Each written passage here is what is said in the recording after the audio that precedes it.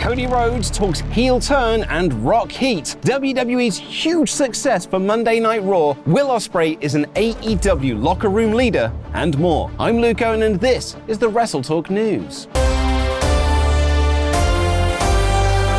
Support WrestleTalk!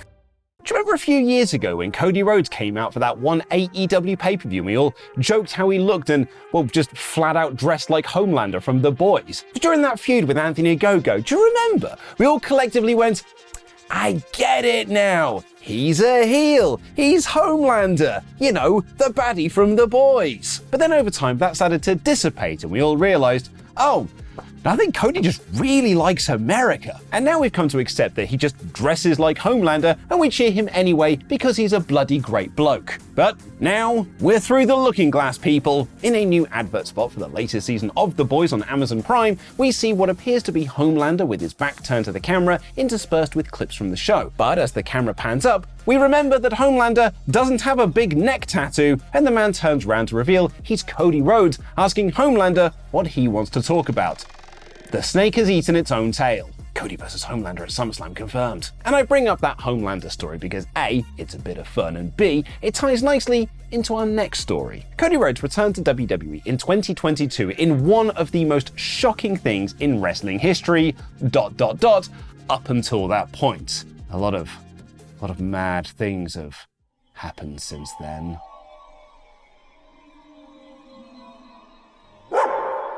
He came in as the uber blue-eyed babyface and has remained that uber blue-eyed babyface of WWE. He fought against the Bloodline and finally toppled Roman Reigns after a near epic 4-year run with that world title in one of the best Mania main events of all time. He is, without question, WWE's number one babyface, their truest white meat babyface that fans actually like since, well, forever. So, of course, some pockets of the internet think he should turn heel. I don't get it either. This isn't like Roman Reigns or John Cena, where the WWE fans were outright rejecting a top babyface and a heel turn would have, benefited them in the long term. Like what's actually happening with Roman right now. WWE fans love Cody Rhodes. He is selling a bunch of merchandise and he's showing no signs of growing stale. But Cody Rhodes has now addressed this topic in an interview with the Pivot podcast. It's a brilliant part of the interview where he talks about what it means to be a heel in 2024. You can't just run down the crowd or beat up a babyface to get booed anymore. He cites JBL as a great example of a heel you wanted to hate 20 years ago, and all he had to do was things like make sure none of his merchandise was for sale at shows, even in his hometown. So he argues the only way to turn heel in 2024 is to really push yourself into positions to get booed. Effectively, without putting too fine a point on it, you need to cancel yourself. He highlights what The Rock did to get booed during their Mania build and said that if fans really wanted him to turn heel, then he would need to do and say some drastic stuff. But before we find out how drastic, here's a clip from our most recent WrestleTalk original where Ollie tracks the cursed history of Money in the Bank. Luke, I need you to fix that light bulb. You've used a ladder before, right? But I've been watching wrestling since the year 2000. I'm pretty sure I know how to climb a ladder. Okay, just be quick about it because I've got a video to record. You go record that. I've got this.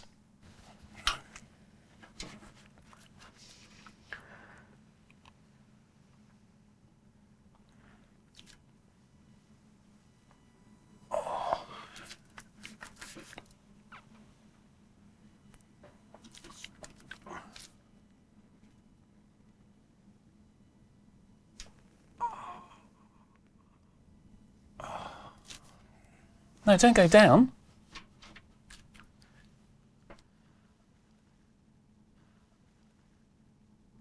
I'm going to record the video.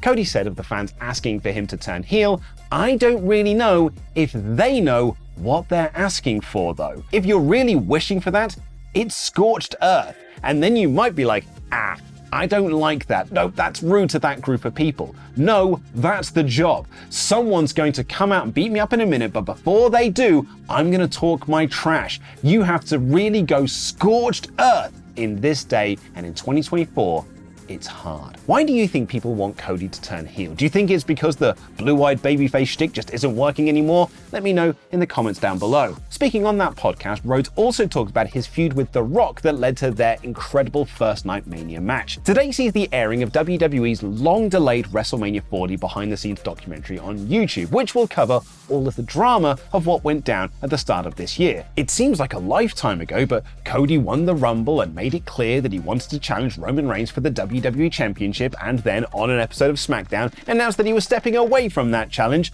to do so at a later date and instead step aside for The Rock to face Roman Reigns for the title at Mania instead. Reports at the time said this was part of The Rock's deal to come back to WWE and be part of the board of directors, and other reports have said that Rocky was pushing to be the guy to dethrone Roman Reigns and win the championship as the People's Champion. There really is a part of me that wants to see what that timeline looks like. Not live in it, just see it. Thankfully, WWE pivoted from their plans and went back to their original plan of Cody versus Roman and turned Rock into his final boss heel role. And speaking of pivoting, during that interview with the Pivot podcast, I'll stop doing that now, Cody talked about his feelings on The Rock, saying that they would butt heads during this period of time because The Rock came in and took his place at the top of the Mania card. He added a lot of people said, "He's The Rock, he can do whatever he wants." I even saw a podcast with two wrestling heads talking, and they said, "I'm sure Cody is fine stepping aside for WrestleMania and doing it later in the year." In my mind, I'm thinking, that's insane. That's the Super Bowl of what we do. To get to Sunday, the last day of WrestleMania, the last match, it's our literal Super Bowl. Boy, I hope I'm not one of those two talking heads that he's talking about. He added that it was nonsense that he would be cool with the idea of The Rock versus Roman at WrestleMania. Sorry, I'm going to have to probably stop the recording. Can you hear that? There's a sound in this room and I'm worried that it's being picked up on the mic, so I'm really sorry. Do you know what it sounds like? It sounds like a work, brother.